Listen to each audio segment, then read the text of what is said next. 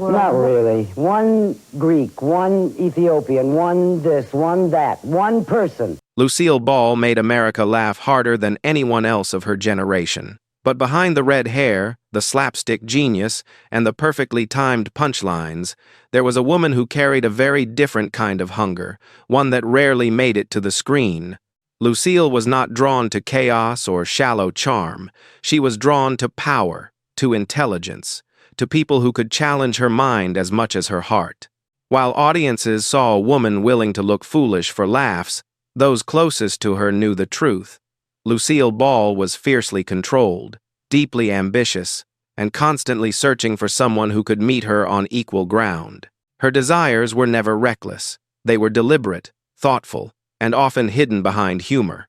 Over the years, Lucille quietly admitted that certain people stirred something in her she couldn't joke away or outwork. Tonight, we explore the 6 individuals who awakened that longing and what those confessions reveal about the woman who ruled television without ever revealing her own vulnerability.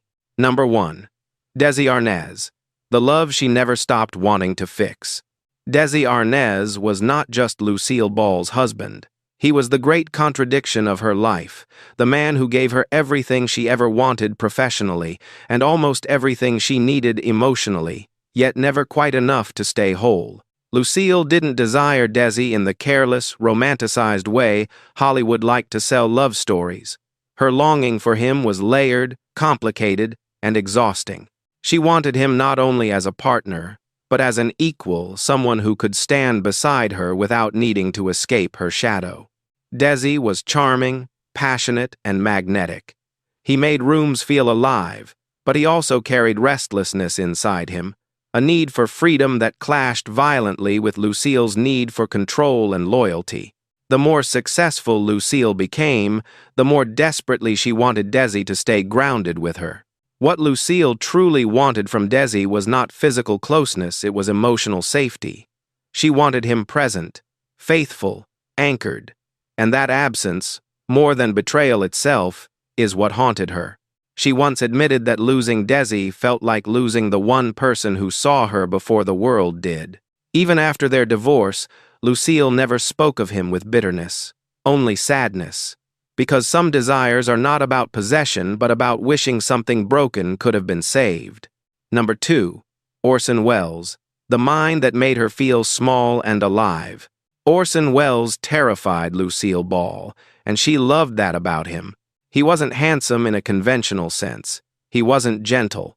But his intellect filled rooms the way thunder fills the sky, loud, commanding, impossible to ignore.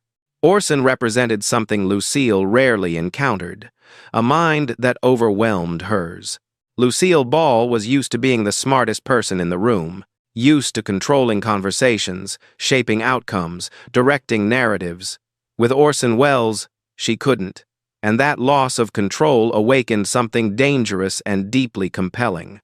She admired how he spoke, how he challenged ideas, how he refused to simplify himself for anyone. Orson didn't flirt. He debated. He provoked. He questioned. And Lucille found herself leaning in not to impress him, but to keep up. This attraction was never about romance. It was about recognition. Orson made Lucille feel intellectually naked. And instead of shrinking from that exposure, she felt alive inside it.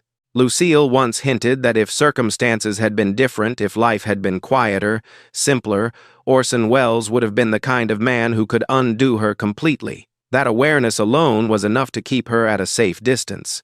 Number 3. Cary Grant, the stability she quietly longed for.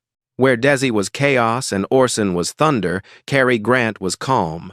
Lucille Ball admired Cary Grant from a distance that felt almost reverent. He represented everything she believed a man should be: composed, disciplined, elegant, and emotionally contained. Cary didn't demand attention. He commanded it through presence alone. Lucille once confessed that being around Cary made her want to soften, to slow down, to stop performing and simply exist.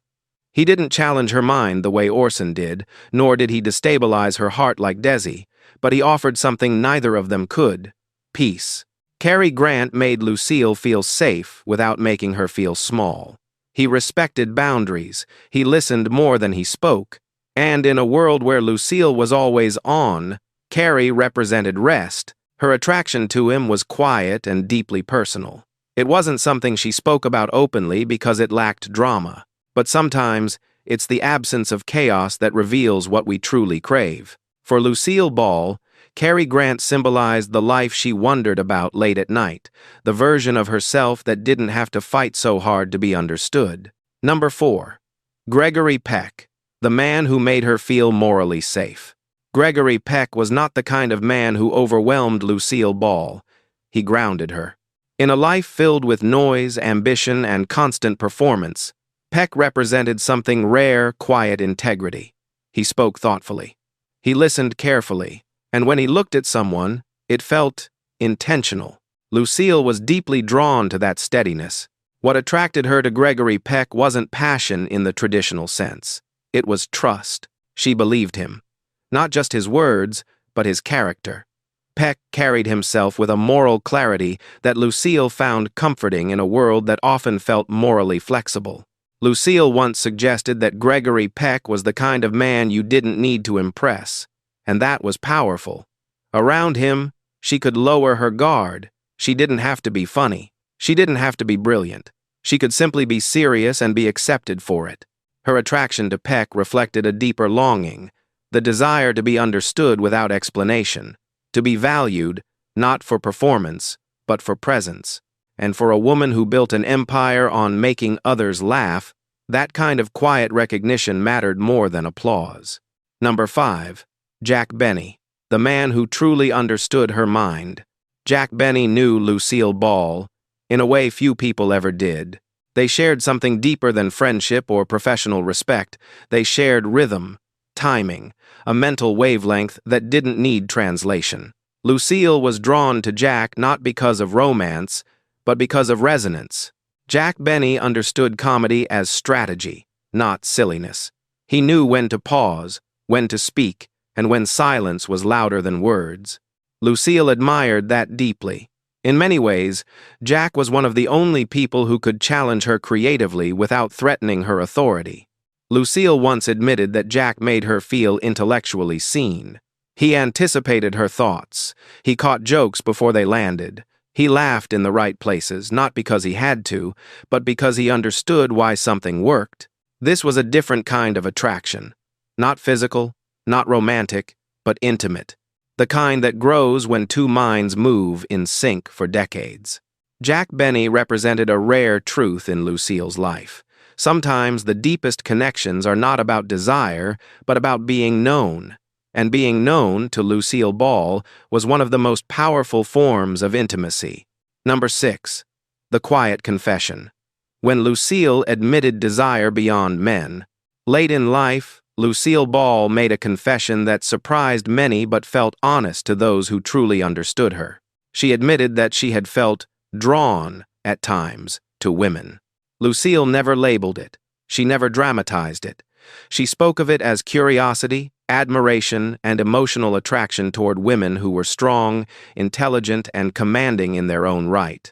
What fascinated her wasn't gender, it was power and presence. Women who carried authority without apology. Women who didn't shrink themselves. Women who made Lucille feel challenged rather than protected. This final confession completed her story. Lucille Ball wasn't searching for romance, she was searching for equality, for minds and spirits that could meet her without submission or dominance. Her attraction crossed boundaries because her ambition and intelligence had already crossed them decades earlier. By acknowledging this, Lucille reclaimed her full humanity. She allowed herself to be complex, contradictory, and real. In the end, Lucille Ball's story is not about romance, scandal, or hidden affairs. It is about longing for connection, for equality, and for being understood beyond the laughter. Lucille spent her life making the world laugh, yet very few people ever asked what made her feel fulfilled. The 6 individuals she was drawn to reveal a pattern that is impossible to ignore. She was not chasing passion for its own sake. She was drawn to intelligence, moral strength, emotional depth, and power that could stand beside her without trying to control her. What makes Lucille Ball extraordinary is not that she desired, it's how consciously she desired. She understood that attraction does not always require action, that some feelings are meant to be acknowledged, respected, and then carried quietly. In a time when women were expected to suppress their complexity, Lucille refused to flatten herself to fit expectations. Her life reminds us that strong women still crave connection, that ambition does not erase vulnerability, and that even the most powerful figures are shaped by the people who challenge them emotionally and intellectually. For those who have lived long enough to understand compromise, restraint, and reflection, Lucille Ball's honesty feels deeply familiar. Desire evolves, it matures, and sometimes simply naming it is an act of courage. Now we'd love to hear from you. Which of Lucille Ball's confessions surprised you the most? Did this story change the way you see the woman behind the laughter? Share your thoughts in the comments below. If you appreciate classic Hollywood stories told with depth, honesty, and respect, don't forget to like this video and subscribe to the channel. Because behind every laugh, there is a truth, and Lucille Ball's truth deserves to be remembered.